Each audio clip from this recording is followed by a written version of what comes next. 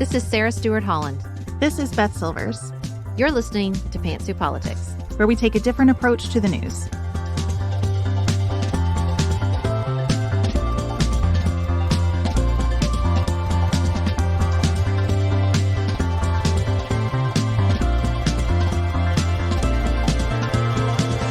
Thank you so much for joining us today for a new episode of Pantsuit Politics. If you have been with us as a listener for long at all, you know how much we love governors. Some of the most interesting, effective political work in our country is being done at the state level. And that is absolutely true in the Commonwealth of Pennsylvania, where our guest today, Governor Josh Shapiro, serves.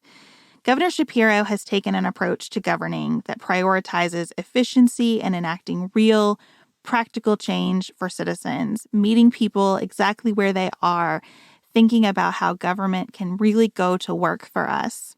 We were honored to talk with him at the end of June, right before the state budget was passed, about that work, and cannot wait to share that conversation with you. Before we do, just want to say that we love seeing all of the good work that unfolds across the country. You can really only be depressed about politics if you confine your politics to sort of national headline news.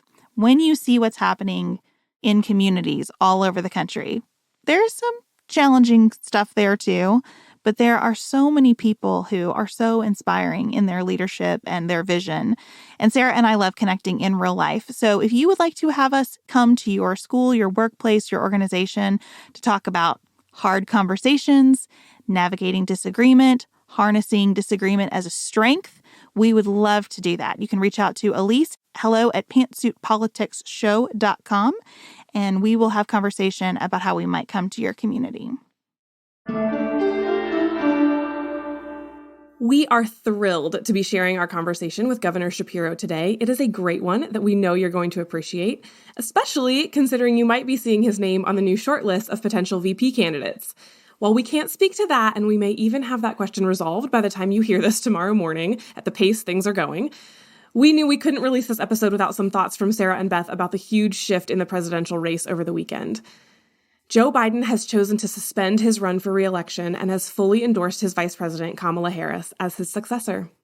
Many prominent Democrats, including Governor Shapiro, have already expressed their support and endorsement of Vice President Harris, so it looks almost certain that she will be the nominee.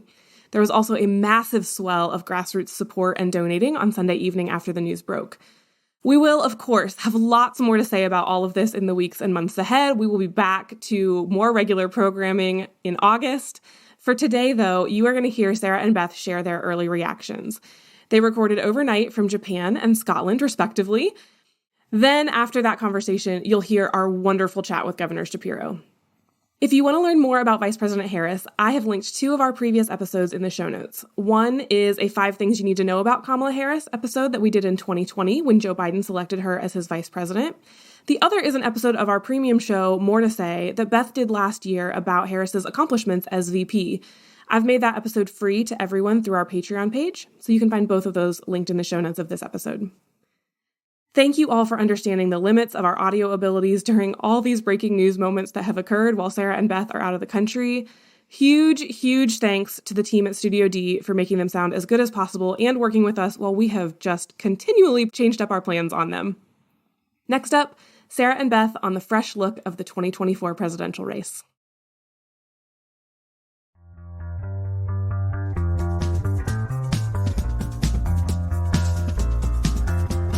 Hi again, Sarah.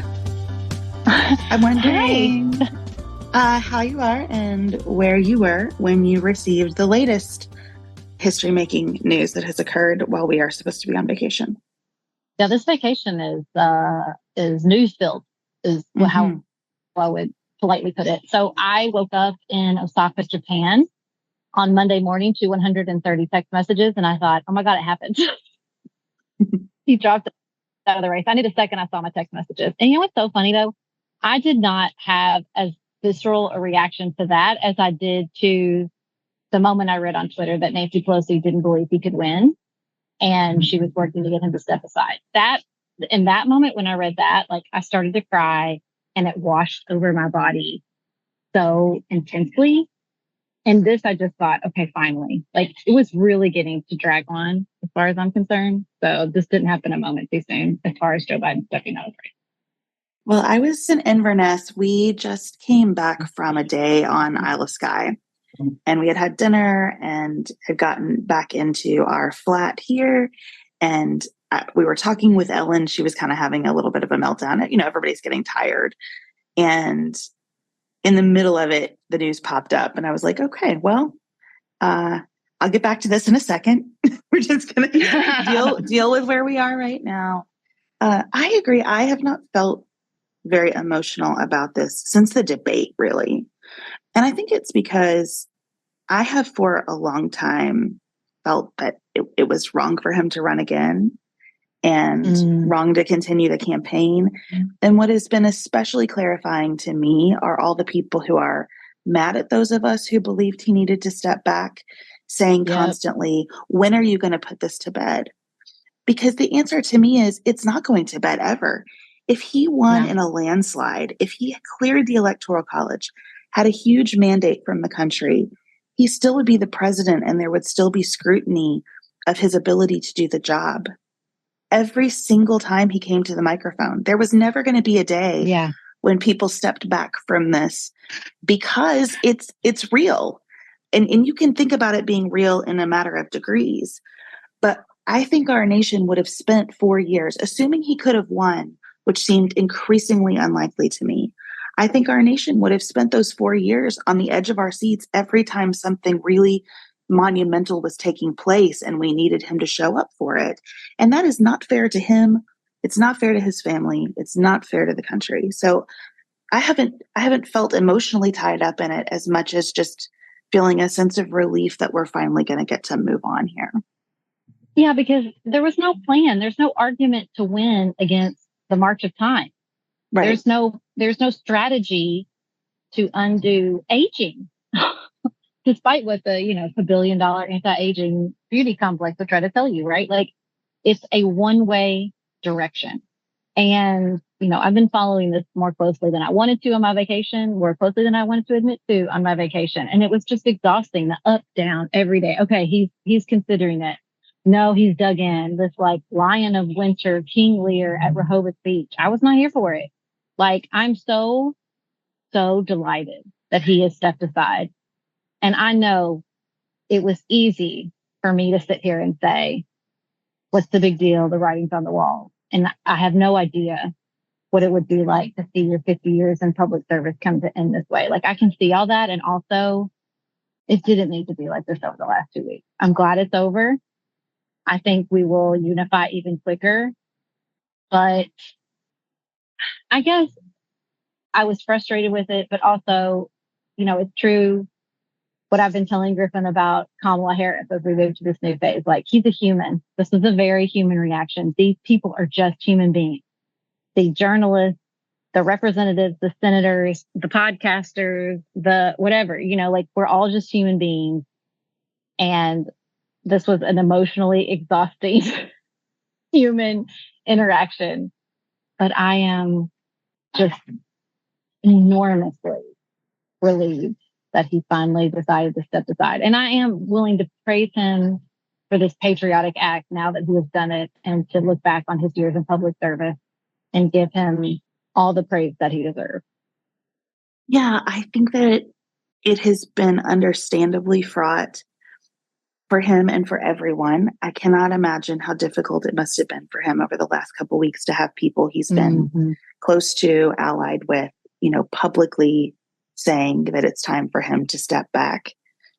I'm sure it's been hurtful. I'm sure it's been a reckoning of his sense of self. I'm sure he has all kinds of feelings tied up in how his son views this, how his family members view it.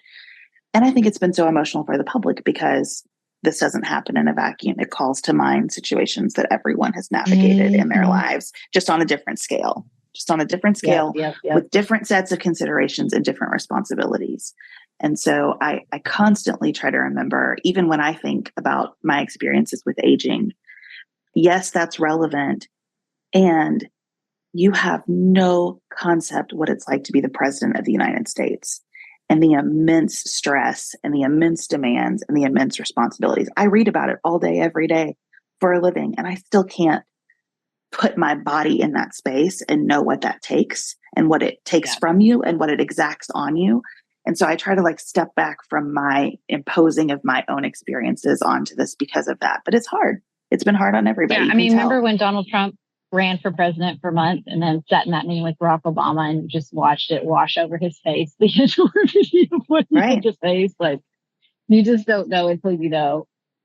Now, Beth, I don't want to get into this because I want to talk about it for 3 hours, but I do need you to commit now that we will do an entire episode, perhaps with Susan Page, on Nancy Pelosi's role inside this entire situation.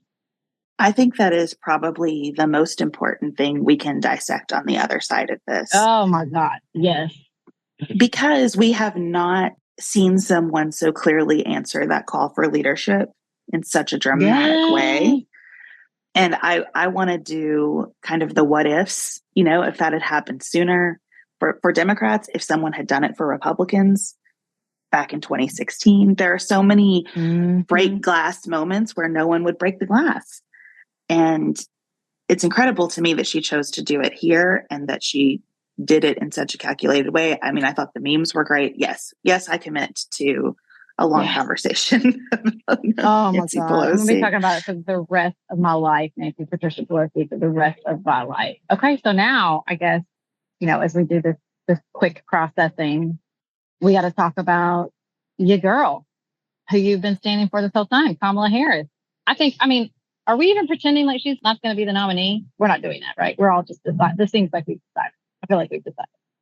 I hope that we can just decide because this has taken a few weeks.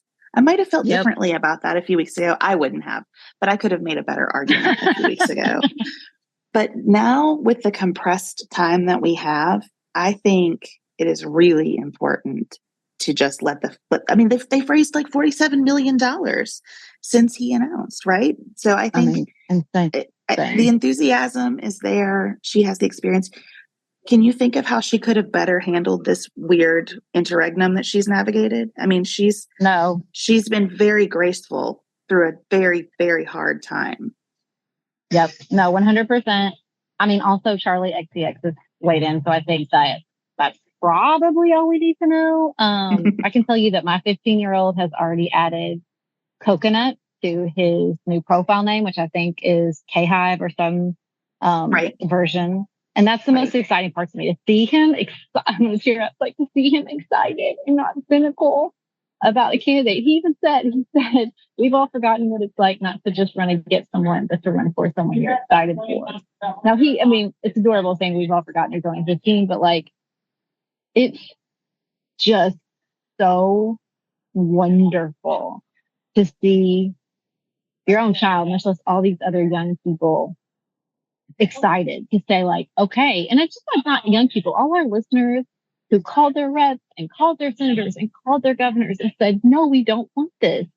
Please, we don't want this. Listen to our voices, and are messaging me and saying, I feel like my voice was heard. I felt like something made a difference. Like we wanted something different. We got it. Like it's just the most amazing thing to watch and feel and witness and experience. Like I cannot express how exciting it is for me, for everyone, and especially to see my kids excited about a presidential race. You know, I hear some of our listeners saying, I'm excited, but I'm also nervous because I'm just afraid America won't elect a Black woman. And here's what I have been thinking about. We went to Edinburgh Castle a few days ago, and we happened to be there on Camilla's birthday. And so at this castle in Scotland, where the Scots and the English battled it out over and over brutally throughout history, there is a celebration of Queen Consort Camilla's birthday. There's so many historical improbabilities in that, right? There are just so many things that had to line up exactly right to get there. And I look at Kamala Harris and think about the fact that the Supreme Court overturned Roe versus Wade, that Trump has been criminally charged. Like there's so many historical improbabilities that seem to be lining up to say, yes, it's time for a woman. And yes, it's time for a woman who is Black, who has Indian heritage, who in so many ways represents the way that America is a grab bag of culture and identity and skill sets and interests and passions. Like, she's a fantastic representation of the very best that America can be. And I also love that the best insult Trump has for her is that she laughs too much. Perfect. Bring it. Laughing Kamala. She exudes too much joy. Great. Love it. Yep. Like, I feel so good about how this is shaping up. And I can't seem to tap into any of that anxiety right now, because it seems to me that the history is pointing us into a very improbable place. I admit it, but a lot of what's happened is very improbable. I mean, we've elected a Black man and we elected a woman by the popular vote. It was just the Electoral College and a million other very specific situations that aligned against Hillary Clinton. And we are the committee. Don't talk like that. Like, just don't.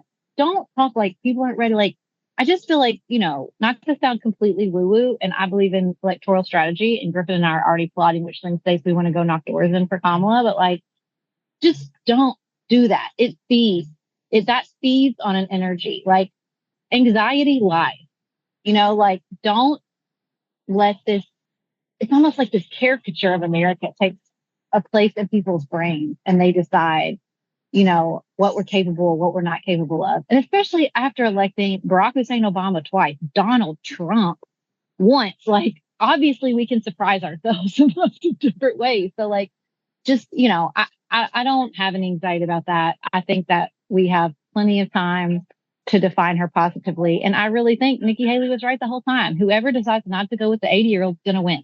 People said just literally anything different will be great. And so I think she has some questions to answer. She's not perfect. There will be stuff that will come out that will stick, with some people, and it'll be negative. That's inevitable in a presidential race. But, a few weeks ago, I thought I was sort of in my head, I think before the debate, thinking, here we are again with another Biden-Trump election. And I thought, am I going to see a female president in my lifetime? And I thought, well, if I do, it'll probably be in my 50s. I still have to wait a bunch longer. And so to have this turn of events and see her here, ready, like, oh my God, I'm just so excited. My heart is so full with the possibility of finally having a female president. It's just, oh God, I'm so proud of us. I'm proud of the Democratic Party for acting like a party, for doing what the Republicans couldn't do, for uniting around her so quickly. I think her team looks strong. I think the way they're sort of answering and pivoting and the way she's dealt with all this is incredible. And now we just get the excitement of picking a VP candidate. And Beth, I'm just going to say right now, I think it's going to be our governor. I'm putting it on the record. You think so? She has a good roster of choices. I haven't seen a name that I would be unhappy about in that slot, but I am partial to Governors Beshear and Shapiro, and I could make a good case for either of them. I think I probably lean slightly more Shapiro right now, but I'm always for Andy. I do want to say about seeing a woman president, I don't know if there is a way to capture how deeply American women need that in the fallout of Roe being overturned. Yeah, I think the Dobbs decision has steeped in and stewed, and the wake of it has been so ugly and painful and created so much suffering. And that is a dynamic that's so hard to capture when we're still talking inflation and the economy and President Biden's capability. You can't really get to that with Biden versus Trump the way you could get to that with Harris versus Trump. And, for my daughters, I hope that we can say, you know what, this right was stripped away. Some states went in very, very cruel directions. Mm-hmm. And on the other side of it, the American people said over and over and over again, and then in the most dramatic way possible, this is still a great country to live in as a woman. I think that's really important. Yeah. And I think there's just so many levels that she is uniquely suited to get at Trump's weaknesses. I mean, obviously, we don't have time to get into that total disaster of a convention speech, but he's such a weak candidate. she can, as a prosecutor, go after this felony conviction. As a former prosecutor, this, rising crime hellscape, he's very weak on. Obviously, Dobbs. And honestly, I don't even think the fact that she was the border czar is such a strong attack they think it is. One, because border crossings are down, and I think they've taken a lot of steps. And I think she's, been out there. She's been in these places. She can talk about it and rightfully point out that we had a deal that they walked away from because they wanted to attack President Biden, who's no longer the candidate on this. I just think, the way that she can run on the record, but also as the vice president, kind of distance herself from other pieces of the sort of weaknesses Biden in particular brought as a candidate is just, it's going to be a really great race. And you know what else? I'm not sad about it being such a short run. This is how long it should be all the time. 100 days sounds about right. Now, I would appreciate moving forward if this can all not happen in historical proportions while we're both on vacation. But other than that, no notes. Yeah, because I would like to also spend, so maybe I ask for your commitment to like 3 hours on what Kamala's done as vice president. I have strong feelings about this and people need to know. And even some of the more recent profiles of her have just pissed me off because they stay so focused on how she handles media and so focused on like her psyche instead of what she's been out there doing. And I want to talk about what she's been out there doing. All of that put into our future. I mean, we need to talk about the JD Vance pick. There's so many things that we need to talk about. For today, the thing that I keep thinking about is the importance of civic grace, which is what we've built our whole ethos around here. Because I have watched as we all, over this, long period of weeks since the debate, really dug in on what we think needed to happen next. And I think this is the moment for civic grace with ourselves, with each other, to just say, what's happened has happened.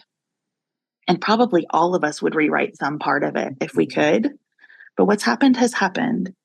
And there's a next step to take. And we'll disagree about what the next step should look like vigorously. And there's something good in that. But it is a really important thing to be able to keep moving forward and keep putting one foot in front of the other. And look, if she loses, I still believe this was the right thing to do. Yeah. And other people are not going to feel that way.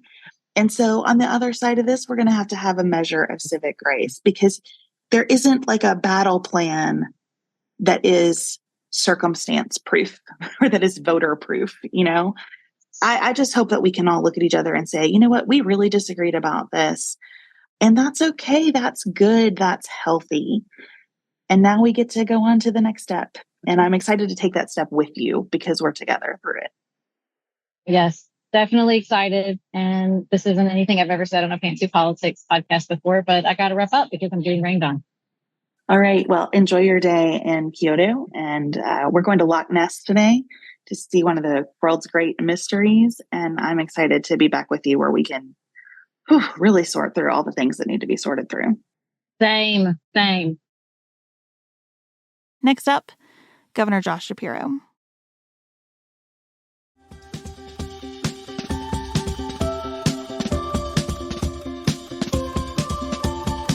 Governor, I'm sure I learned about you along with the rest of the country with the I-95 overpass collapse. This big fiery headline. It's going to take months. Everybody was panicking.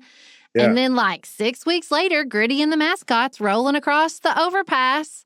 And it just feels like your very unique approach to government, this idea that whatever you expect government to be and to do or not do, I'm here to disrupt that. Yeah. Is that how you think about it? It is, but I got to just first off tell you, I'm so psyched to be on this podcast with you guys. So thank you for having me. And one respectful correction, it wasn't 6 weeks. It was 12 days it took us to get that road. Gracious. Humble brag. But I had to, did you see what I did there? Yeah. But no, listen, Sarah, in all sincerity, I believe government should be a force for good in people's lives. And I know we live in these super polarized times, but one thing everybody kind of generally agrees on is that they tend to feel let down at times from their government. The government doesn't solve problems. And so the way I look at it every day is I got a job to do for the good people of Pennsylvania. And my job is to put points on the board for them every day. We literally live by 3 letters, GSD, get stuff done. You could say it. This is a safe space. Oh, yes. Okay. Get shit done. That There is you what we go. focus on every day. And I understand people aren't going to agree with me on every issue. We're not going to always, see the same views on policies or politics. But if I can help restore people's faith in government, that we can actually get shit done and that we can put those points on the board and we can move the ball forward, I think that's really, really important. And that's what I focus on every single day. I think that's what some other governors like yours, Andy Beshear in Kentucky, are focused on every day. Just putting points on the board, making things happen for people. And I-95 is a great example of that. When that road collapsed and my chief of staff called me early in the morning, she said to me, hey, I-95 collapsed. And I was like, oh, is collapse like some technical term that doesn't actually mean collapse? She's like, no, it literally collapsed. But instead of fretting about it, instead of letting the bureaucracy just grind things for a halt, we went to work and we got that road reopened in just 12 days. Amazing. And hopefully restored people's faith in government a little bit as well. We have talked here a lot about the expression, like, we want government to work more like a business, and how that's not exactly it, because government is different than a business. But I like your evolution that government should move at the speed of business and be a place where you come through any door, you get your questions answered. So will you talk to us a little bit about some of the just really practical things you've done to try to make sure people in Pennsylvania get their shit done? Yeah. Well, Beth, first off, I think you're right to kind of point that out about, we got too many politicians say, we're going to run it like a business. Well, government's not a business, right? We're not trying to turn a profit here. What we're actually trying to do is service people, to help them, to solve problems in their life. And it's not something you can always find the ROI on the way maybe a shareholder would demand of their corporation. Now, you got to be fiscally responsible. You got to be careful not to waste people's money. And we certainly are. When I do this work, I focus on moving at the speed of business, because government's just too damn slow. And so we have sped everything up. We reformed our permitting process. I'm going to really nerd out on you here. And just to give you a sense, like, you need a business license to do business in Pennsylvania. Every business, some big business, some small, storefront business. And that permit, the day I took office, took 8 weeks to get. Oof. Now it takes 2 days, just 2 days. That's an example of moving at the speed of business. We also think there should be no wrong door. So if you call, if you go online, if you stop in the office, you should get a quick answer, and it should be the same throughout. And listen, folks are busy right now. Lori and I are blessed with 4 kids. We got 4 kids living crazy, busy lives. We each have our own responsibilities. Like, we don't really have time to go sit in a waiting room for an hour to get an answer. But if we can go online and get a quick answer and know that it's the right answer and it can service, the needs that we have, that's a win, and it gives people faith in their government again. And that's the focus. No wrong door, speed things up, get shit done. Well, and here's the thing. I was just listening to a podcast where they were talking about a study where they found that. Wait, you make podcasts? I do, and I listen to them too at the same time. Crazy, right? It's very crazy. Impressive. Yeah. I'm very in on podcasting. Okay. And they were talking about a study where people said that to show that you sort of understand government and the news and what's going on, like, cynicism is the way you do that. Like, cynicism has become a stand-in for knowledge. So I think when you do that, when you're disrupting this cynical idea about government, the impact is so huge. But you're still running up against not just how government functions, but the reality of our lives. And I think what is so interesting is some of these programs that you're doing in Pennsylvania to deal with not just the way government functions, but the realities of which government has to deal with: housing cost, childcare cost. So talk to us about that, how it's not just about how government shows up in people's lives, but how it's showing up to deal with these bigger economic realities. Yeah. Look, there are a lot of economic challenges, and I hear that directly from Pennsylvanians every single day. I'm here in this beautiful office in the state capitol, and I'm privileged to be here. But I kind of have an informal rule for myself. I try to only be in here about 3 days a week, so I can be on the road about 4 days a week. Why do I like to be on the road? I'm still being governor. I'm still doing stuff. I'm still getting shit done, but I'm also able to listen to people in these unscripted moments and hear what's on their mind. And look, they're obviously concerned about rising costs, and seniors in particular, and families about the rising costs they're dealing with. And from those conversations, I brought that back to the Capitol here, and we passed the largest targeted tax cut for seniors to be able to help them stay in their homes. And we passed an incredibly large targeted tax cut for families with kids in childcare, tripling our childcare tax credit, effectively tripling it. And by the way, we did that and got that done, even though I'm literally the only governor in the entire nation with a divided legislature. I've got a House led by Democrats, a Senate led by Republicans. So it's hard work to do that. But that work, those two examples, are things that we were able to get done because I heard directly from people. I listened to their struggles, and then I brought it back to this building, and we made real change. I want to come back to something you said at the beginning of your question about kind of the reality that we live in, people getting information and connecting. I mean, I think for too long, politicians have tried to say to people, if you want to know what I'm doing, if you want to know what your government's doing for you, you better head on over to the local news at night, or you better head on over to your newspaper or whatever that you read. And by the way, local news is great. Local papers are great. I'm not, dissing them in any way. But if you have someone who's only getting their information from a podcast, you have someone only getting their information from TikTok, you name it, it's not their responsibility to bend to me to figure out what's going on. It's my responsibility to meet them where they are. Yeah. And so as we do this work, it all fits together, right? I travel around and listen to people, bring their ideas back here to the Capitol, pass things that matter to them, and then try and meet them where they are, online, in their communities, whatever, on a medium that is important to them, right? There are a lot of people that listen to your awesome podcast who feel comfortable getting news here. Well, it's my job to find you, not your job to try to find me. And so that's why I'm grateful for this conversation. I spent some time on the new website today for the state of Pennsylvania, and looking specifically at these programs, I was impressed that there are YouTubeable videos, short videos to say, here's how you apply. Let me just walk you through this entire process. So that kind of self-service has to make it easier on your end, but also for the citizen to think oh my gosh, I don't have to call and stay on hold forever and hope I get somebody who's in a good mood today who can walk me through this. Right. No wrong door, right? And head on over to pa.gov, and you don't just get a bunch of press releases about stuff we've done. You actually get the forms you got to fill out to get the services for your kid. You actually get the ability to register to vote. We have a great new way to do that.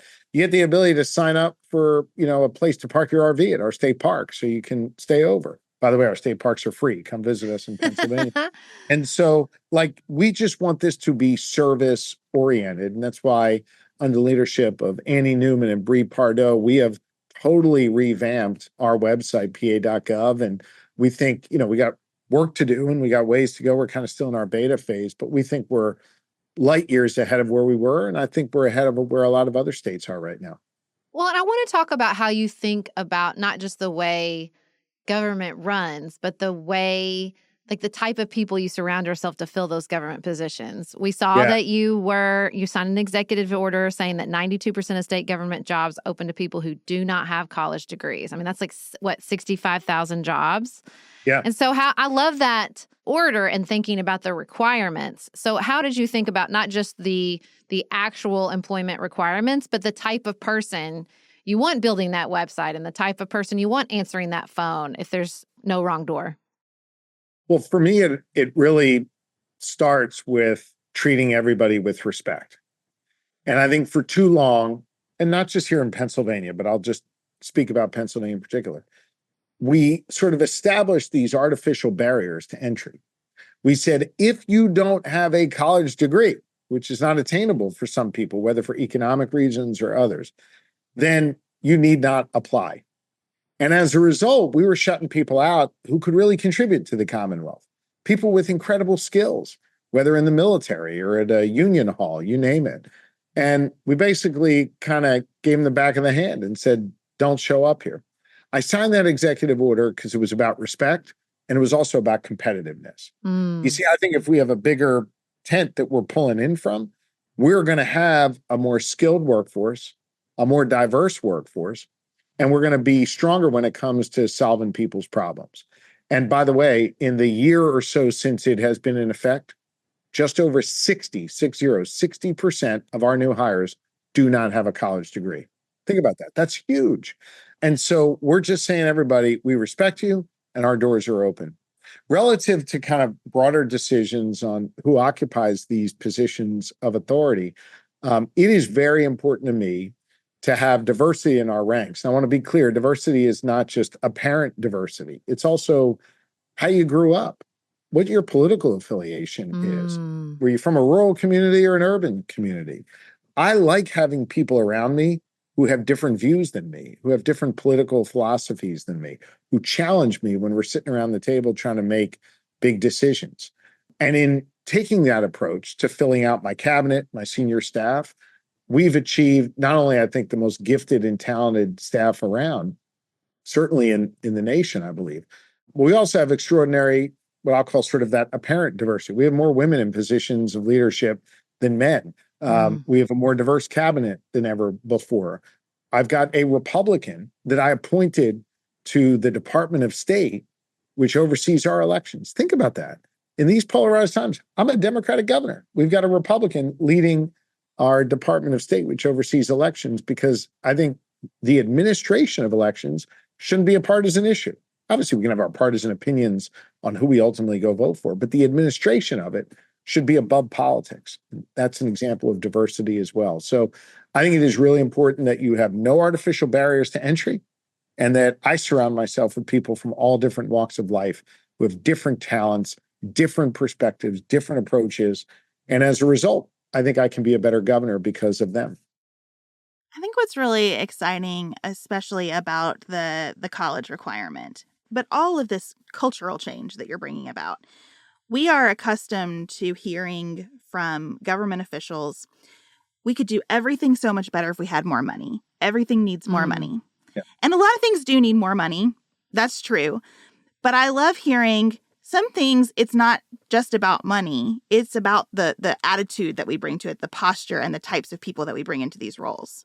You could not be more right, Beth. Well, let me go back. Remember I told you before, business license took about 8 weeks. The day I got sworn in, now it takes about 2 days. You know what we did? We actually went and listened to the people who were processing business licenses and said, hey, what do you need? And, they need a little bit more technology. That costs a little bit of money, relatively speaking. It's very little. They wanted more flexibility to be able to do some of this work from home because they were spending so much time commuting, right? That it was actually chewing into their workday and their ability to, kind of be as effective as they thought they could be. And in some cases, it required us to hire a few more people to do this work. So kind of more hands on deck. And so, like in some cases, it cost a little bit more money. Again, relatively speaking, very little. But because we focused their attention on this, because they knew they had the support of the governor, and because we actually listened to them and what they needed to do their jobs more effectively, we were able to make real strides there. And I think that's what government needs to do more of, like listen to your employees. What do they need? Where can technology help them? I'm the first governor in the nation to sign an executive order incorporating AI into the work tools that we have. That's allowing people to be more efficient, not displacing any workers, but allowing them to be more efficient. So I think just like listening to your workforce, meeting them where they are, getting them the tools they need. In many cases, it's not about more money, as you said, Beth. It's just about actually being more efficient and effective with your time and the resources that you have. So you mentioned your divided legislator. You also have the full-time state legislator. Now, I have some Commonwealth envy about that. I wish we had a full-time. Am I right to wish we had a full-time I don't know. legislator? It feels like the work of state government is so important to do it part-time, although I'm sure the divided aspect makes it more complicated. Yeah, I mean, the divided aspect certainly makes it complicated. And in many cases, my job is to help the parties figure out how to talk to one another, right? Because we're not that far apart on a number of things.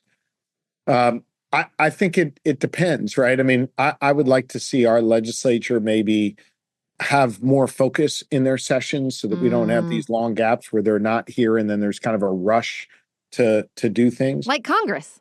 Yeah, right. But like everything, they're going to work on their own timetable and do things the way they're going to do. But we got to solve these problems. And I think more and more Problems aren't being solved in DC. They're being solved Right. in our states. And at the risk of really nerding out on you as a lawyer here, it was Justice Brandeis who famously said, states are the laboratories of democracy. I mean, this really is where things are tried and where we do, big things, and then they become models for the rest of the nation. And that's what we're trying to do in Pennsylvania. I love that. I heard you interviewed recently, and someone was asking about the Biden administration getting credit for certain policies. And you kind of interrupted the questioner and said, you just used like 3 acronyms that people who don't pay attention to the news don't know. It has to be frustrating as a governor for everyone to know your name and more people to turn out to vote in your race. But then a lot of what you can do depends on legislative races. And if your state is like Kentucky, we have very low turnout for our state legislative races. Many of them are not competitive at all. And I just would love to hear how you think we can get more people excited about who they send to their state capitals to do this important work. Especially if they're there full time. Yeah, exactly. Look, I think helping folks understand what their state lawmakers do and why it's critically important that they have them there. I think people get very turned off by DC, and they sort of feel like that is what government is everywhere.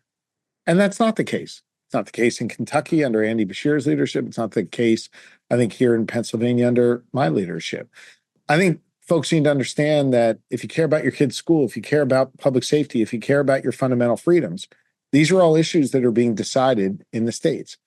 And let's talk about freedom for a minute. I mean, under Donald Trump, millions of women, including our daughter, lost freedoms they had when they were born in this nation. They had the freedom to govern the medical decisions over their own body, and now they don't. And now it matters what state you live in to determine whether or not you have that autonomy, you have that agency. Well, here in Pennsylvania, if a bill to restrict abortion rights reached my desk, I would veto it. But there's a lot of work that happens before anything can reach my desk, and that work is done by lawmakers, by state lawmakers. And so I would say to anybody in Pennsylvania or any other state, when you go vote this year, obviously everybody's focused on President Biden and Trump, but understand that your state lawmakers, the people running for office, they're the ones who are going to decide if your freedoms are restricted. If you can marry who you love, if your kid's school is going to have the resources it needs, if we're going to have enough mental health counselors in our communities to deal with the big challenges that we face, we're going to have enough police on the beat to keep our communities safe. These are all issues being decided in state legislatures across the country.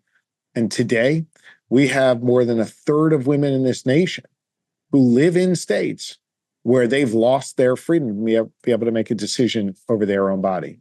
And those decisions have largely been made by state representatives and state senators in this post-Roe world, in this Dobbs, post-Dobbs world. And so it is really, really important when people go vote this year that they pay attention to their state senators and their state reps. I want to shift a little bit from talking about, state issues and legislative issues and government efficiency issues that don't get a lot of attention, that people don't engage with a lot. Maybe have some high order ideas about, but don't engage, to issue that you've talked a lot about that I think people have very strong opinions about and engage a lot, which is the war in Gaza. So you've spoken a lot about this. We don't want to ask you to rehash everything, but I think it is interesting to watch you shift between not just topic matters that get a lot of engagement and that don't get a lot of engagement, but actual constituencies that are deeply engaged in political issues and global issues, and constituencies that maybe know what's going on, but this isn't top of mind. How do you think about that when you're talking about this complete, huge, broader range of things that leave people engaged, angry, disconnected, cynical, the whole spectrum? That's a great question. I think first and foremost, you got to be really true to yourself. Right? You got to know where your core is. You got to know what you believe. And that doesn't mean that you should ever be inflexible to other opinions or to changing your mind. I've changed my mind on issues over time, and I've been very outspoken about that. But I think first and foremost, you got to be true to yourself. And then second, you've got to be true to your constituents. In my case, the good people of Pennsylvania. What do I mean by that second point? You can't say one thing in one room, something else in another room. And while people may disagree with my view on what's happening in the Middle East or agree with my view, they're going to always get the same answer.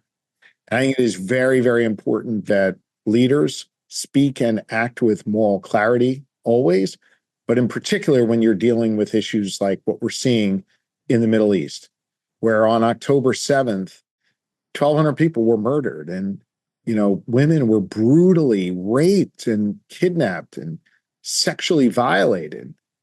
And then where you have seen in Gaza, in the midst of this war, tens of thousands of people killed, many of them innocent women and children. And I think it is possible to carry both pains at the same time and to understand that there is a lot of nuance when it comes to the Middle East. And it is clearly not an easy issue. Otherwise, it would have been resolved thousands of years ago. This is something that lives with us today. And to be clear, I've got strong opinions on that. But one thing I always try and leave space for is a lot of thoughtful, nuanced answers. Now, where I leave no space and where there is no nuance is where people try to use the current events of the Middle East to justify their anti-Semitism or to justify their Islamophobia. That is not okay. And so I have been very clear to politicians on the right and the left. I do that right? The right and the left. And to people from all different walks of life that you are entitled to your views on the Middle East. We don't have to agree on that. And you're entitled to protest if you don't like something or speak in favor of something if you do. But do not use that to foment hate against others. That's where we have to draw a line. And that is what I've spent a great deal of time focusing my public comments on, is trying to keep everybody here in Pennsylvania safe and speak out against all forms of hatred and bigotry. Well, Governor, we know that when you speak about this issue, someone is always going to find it offensive, harmful, off base. And it's refreshing to hear you say that the first thing is just to know who you are and to be consistent in these spaces. And so in the spirit of knowing who you are, we always end our show with something outside of politics. Oh, good. Because we want people to know who we are and we want people to know who our guests are. So I was reading about how you met your wife in the 9th grade. And I would love to hear in a few minutes here everything that you two have learned about being in a long, successful partnership where both of you have changed a lot over time. I thought you were going to ask him about Taylor and Travis, but I guess this is a good... Look, it's tangential. It's very cool now to gush about the people that you love. So you can Travis Kelce out here if you'd like to. We can do a little Taylor after. She's a Pennsylvania girl too, so we're very proud of her. Wow, you knew he was going to take that tie in. The why I'm missing girl right there. And by the way, we like the other Kelce, Jason. We don't like Travis Kelce. Oh, I forgot. That's true. That's a good point. That's a good point. Good point. Good point.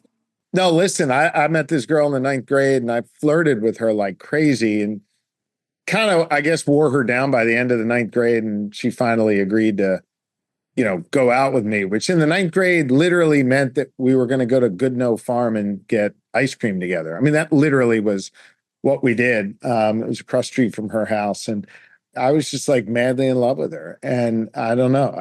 You knew it. Now, we had a little bit of a break in college. And then right after college, we ended up sort of back in the same city together for the first time in a few years.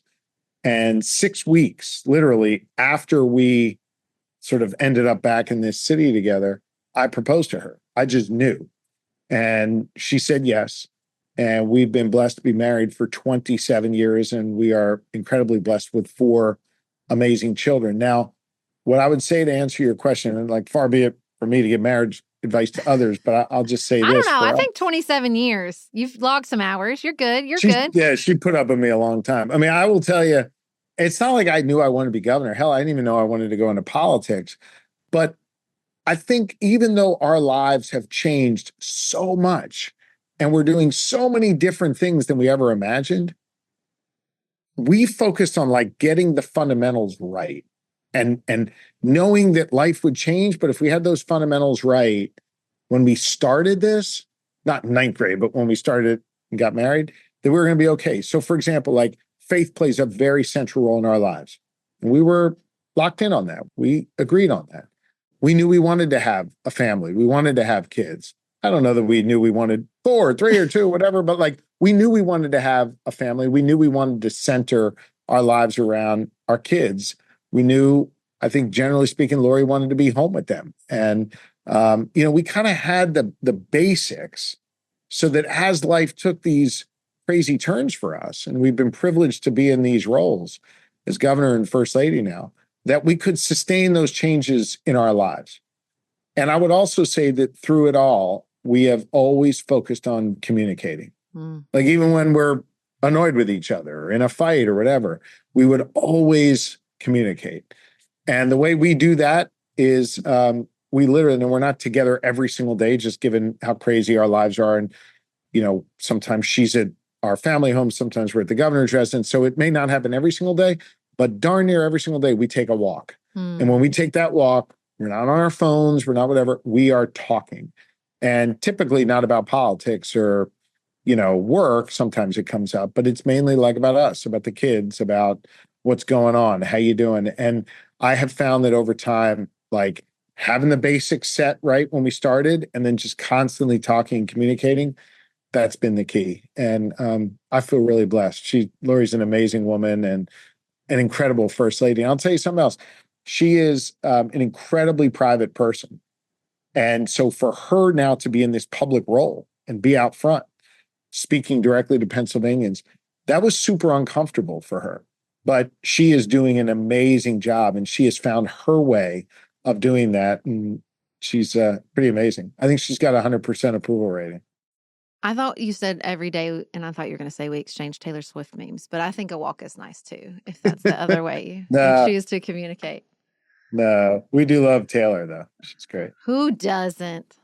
Like, she's pretty unbelievable. Like, next level unbelievable. And it's really cool. Like, it's very cool to see how she makes people feel. And not just young women and girls, like everybody, right?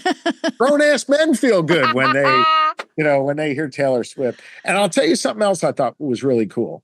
When the bad Kelsey, Travis, right? Because, again, we love Jason Kelsey. The bad Kelsey. When Travis like kind of carried her across the stage in the London tour, I think it was. I think there's like something, maybe I'm over reading this, but there's something to that. Like, look, he's a celebrity, right? He's a famous guy. But like she's light years more famous than him. And yet I think he's showing a lot of dudes out there that, I think it's cool to like have whatever, your wife, your girlfriend, your fiance, whatever, your special someone. It's cool if she's more powerful than you. It's cool that she might have more followers than you or more whatever than you. Like, that's okay. We don't have to be threatened by that. And I think that's a really important lesson for a lot of men out there too. And so for as much as I hate Travis Kelsey for beating us in the Super Bowl, I do admire, at least superficially, what I've been able to see. I don't know them personally. They seem to have a really healthy relationship. Yeah, it's really great. They both seem to be people who get shit done too, right? Like they are very committed to excellence and making things happen. So I feel like there's alignment all around here. All around. Well, Governor, it is such an honor to have you here. Thank you so much for spending time with us. Our audio engineers who will work the sound from this episode are in Pennsylvania. I know they'll be super excited to hear from you. Love that. And we hope you come back sometime. Yes, what a delight. Thank you so much. Thank you. I got one more thing to say, and that is it was great being here with y'all. There you Very go. well done. Snuck Excellent. it right in. Excellent. I know you have some right? Commonwealth group chat with Andy, so you just tell him you got that in there. I will. I'll tell Andy I dropped it, y'all. And you guys are awesome. You got a super important platform. Keep at it. I admire what you're doing, and don't be strangers. We'll see you soon. Thank you so much.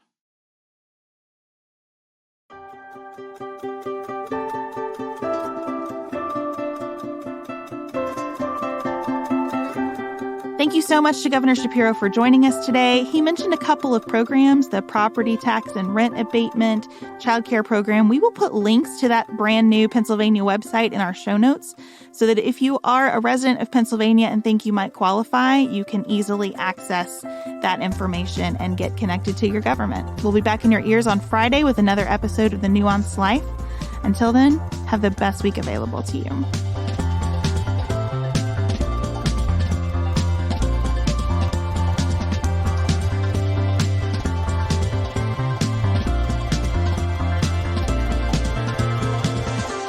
Pantsuit Politics is produced by Studio D Podcast Production. Elise Knapp is our managing director. Maggie Pinton is our director of community engagement. Xander Singh is the composer of our theme music with inspiration from original work by Dante Lima. Our show is listener supported. Special thanks to our executive producers: Martha Brunitsky, Allie Edwards, Janice Elliott, Sarah Greenup, Julie Haller, Tiffany Hassler, Emily Holiday, Katie Johnson, Emily Helen Olson, Barry Kaufman, Catherine Vollmer, Lori Ladow, Lily McClure, Linda Daniel, The Hutchins, Tracy Putoff, Sarah Ralph, Jeremy Sequoia, Katie Steigers, Karen True, Annika Uvaline, Nick and Elisa Vallely, Amy Whited, Lee Shea McDonough, Morgan McHugh, Jen Ross, Sabrina Drigo, Becca Dorval, Christina Quartararo, Shannon Frawley, Jessica Whitehead, Samantha Chalmers, Crystal Kemp, Megan Hart, the Adair family, Jenny Francis, Leanna Pilgrim Larson, the Monene family, Jeff Davis, Melinda Johnston, Michelle Wood, Nicole Berkless, Paula Bremer, and Tim Miller.